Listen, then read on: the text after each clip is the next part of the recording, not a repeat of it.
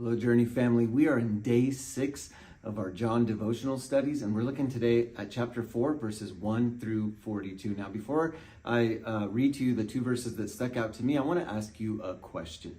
Do you feel satisfied with your life? Like, where do you find your fulfillment?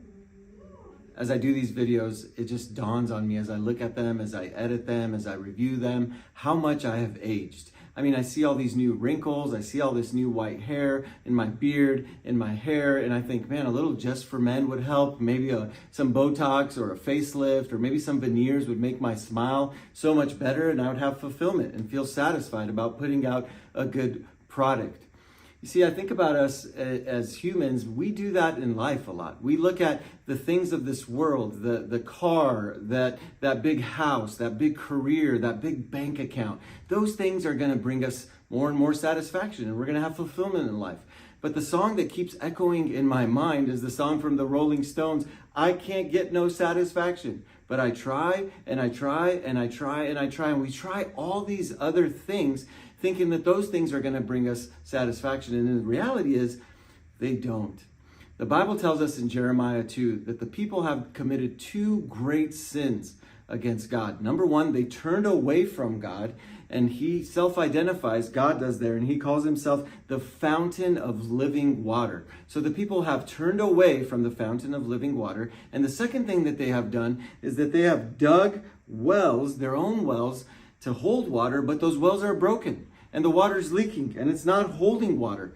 And that's the same thing that we do. When we turn our attention and our affection and we seek the things of the world or the things that we think are going to bring us satisfaction, they often don't. They're broken wells. Here's what Jesus tells the woman at the well in verse 13 and 14. This is what I want to highlight for you. Everyone who drinks of this water will be thirsty again. So Jesus is telling her about the natural water in that spring, but this speaks to us metaphorically of all the things that we're searching for outside of God. We're going to be thirsty again. We're going to not get fulfillment from them. We're always going to be running for that next high, that next hit, that next ecstatic feeling that we receive. But those things just make us thirstier and thirstier for more. Here's what Jesus says to her. But whoever drinks of the water that I will give him will never be thirsty again.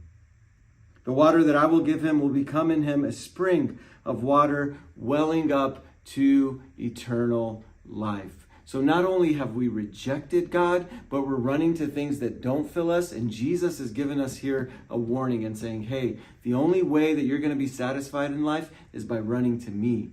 By running to Jesus, you will find that fulfillment in your soul. He is the only thing that satisfies. So I want you to ponder that thought. I want you to think upon that. Let us know what comes to your mind as you give that some thought in the comment section. And we hope, and I pray, my prayer for you is that you run to Jesus. He is the fulfillment that you need. He will be all that you need, and he will satisfy your soul. God bless you today.